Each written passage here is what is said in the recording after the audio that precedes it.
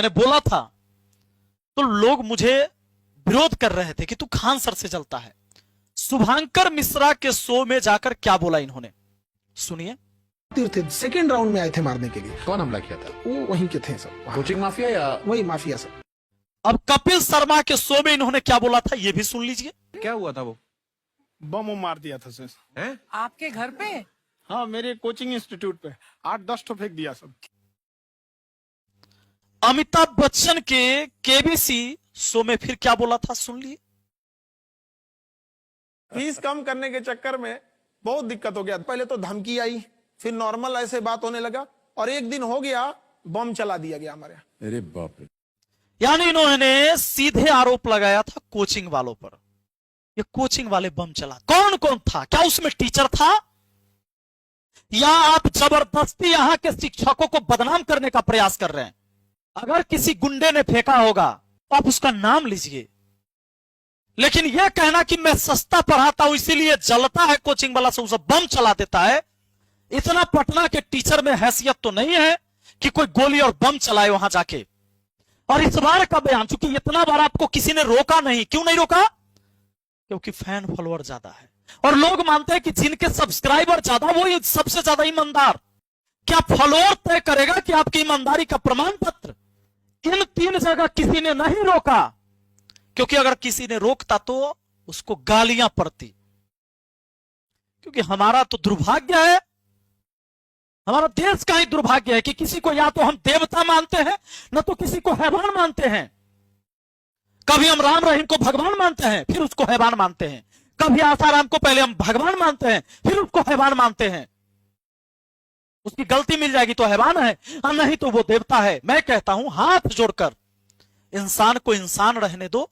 इंसान से गलतियां भी होती है, उसके गलती पर रोको उसे और उसका सच्चाई में साथ दो उसे, चाहे वो कोई भी हो, अगर कुछ बदलना चाहते हो तो। यहां नहीं रोका। आज मीडिया में फिर से उन्होंने क्या बयान दिया। उस दिन लड़ाई किस चीज के लिए होता है आप जानते हैं, पटना के जो भी स्टूडेंट हैं इन सबको पता है, बैनर पोस्टर लगाने का। सबसे ज्यादा बैनर पोस्टर किसका लगता है? खान सर से ज्यादा किसी का नहीं लगता, क्योंकि इतना बड़ा साम्राज्य किसी के पास है भी नहीं। कोई बेचारा कोचिंग वाला 20,000 50,000 महीना कमाता है, अपना परिवार चलाता है, कोचिंग चलाता है, 5,000 प्रचार में खर्च करता है, बैनर पोस्टर लगाता है अपने सामने। लेकिन जब इनका लगता है तो पूरे मुसल्लापुर हाट का पूरा कोचिंग मंडी ढक जाता है। और यह है पोस्टर पर पोस्टर ढकने के वजह से विवाद खड़ा होता है। रोशन आनंद सर का बोर्ड ढक गया और इन दोनों की रंजिश पहले से चली रही थी। रोशन आनंद सर के लोग गए, खान सर के बोर्ड तोड़ दिए, उनके गार्ड को पीट दिया, फिर इधर से गोलियां चली। अब जब मीडिया आ गए तो खान सर ने सोचा लड़ाई झगड़ा तो होते रहेगा, एफआईआर होते रहेगा, एक बात रख देते हैं ताकि पूरे देश में फिर से लोग शिक्षा का देवता भी फिर से मुझे माने, हमें इंसान न माने देवता माने। उन्होंने कहा कि 8 से 10 राउंड गोली चलते तो हम अपने आंख से देखे हैं, चारों तरफ से गोली चल रहा था। फ्री होके रख दिया यहाँ पर। 8-10 राउंड तो हम देखे हैं यहाँ पे, 8-10 राउंड हम देखे हैं। इसमें कहीं भी आपके ऊपर गोली चला इसका चर्चा नहीं है एफआईआर की कॉपी में। बयान तो आपने दिया था, तो वो बयान झूठा है या आपने जो एफआईआर लिखवाया वो झूठा है। अब यहां पर आप नहीं देते हैं कि मेरे ऊपर गोली चला, लेकिन अब पुलिस जब सीसीटीवी वीडियो निकालती है, वायरल होता है, वो सारी चीजें गार्ड से पूछताछ होती है तो पता चलता है गोली आपने चलवाया था। और यहां क्या बोले उस दिन, 8 से 10 राउंड गोलियां तो चला, वो हम अपने आंखों से देखे। यहां से लगातार आप झूठ बोलते आ रहे हैं। अगर इस बात पर किसी ने आपको रोका होता, आज आप यहां नहीं बोलते और इतना बड़ा लफड़ा खड़ा नहीं होता। आज भी मैंने खान सर को मैसेज किया, सुबह में भी, पहले भी मैसेज किया है कि मामला सॉर्ट आउट करिए सर। किसी का व्हाट्सएप चैटिंग ऐसे मैं नहीं दिखाना चाहता।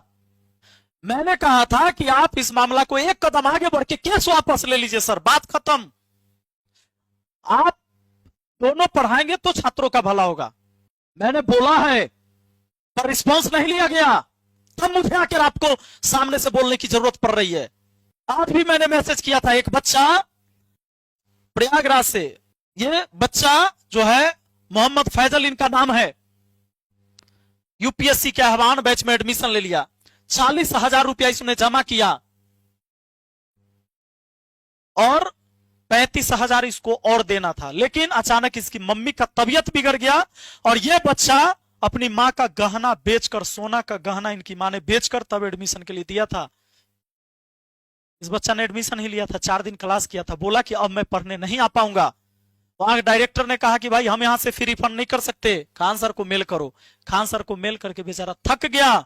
उसके बाद मुझे मैसेज किया कि सर आपके मित्र हैं, मुझे पैसा वापस दिला दीजिए। मैंने भेजा, कोई रिस्पॉन्स नहीं।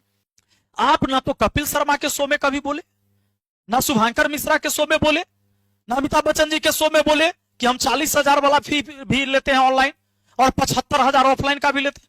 टफेस्ट एग्जाम है इंडिया का यूपीएससी, उसकी 2.5 लाख की फीस को हम 7,500 में कर दिए। बहुत बढ़िया, बहुत बढ़िया। ऐसे हम लोग को लगता होगा 7,500 बहुत कम है। एक लड़की ने कहा कि सर शाम वाले बैच को ना मॉर्निंग में कर दीजिए। हम कहे बाबू तो इतना सबके इंडिविजुअल से तो बैच ट्रांसफर नहीं, क्या प्रॉब्लम है? उसने कहा ना शाम में हमको दूसरे के यहाँ बर्तन मांजने जाना होता है। एक लड़का बेचारा नदी से बालू निकालता था और वो बालू को भरता था, फिर नाव बालू को किनारे लेके बेचती थी और वो बालू भरता था, उससे मेरी फीस ले आया। हमारा हाथ कांप गया, हम कैसे फीस ले लेंगे यहाँ पर? टाटा की एक गाड़ी आती है, कोई गाड़ी 5 लाख की और कोई गाड़ी 30 लाख की। टाटा बताता है कि गाड़ी मेरा 5 लाख का है, 30 लाख का है। और अब कोचिंग माफिया यहाँ के सारे शिक्षकों को बोलते कि वो मेरे ऊपर जो है से बम चलवा देता है, क्योंकि हम कम फीस में पढ़ाते हैं और ज्यादा रिजल्ट होता है, इसलिए टीचर बम नहीं चलवाता है।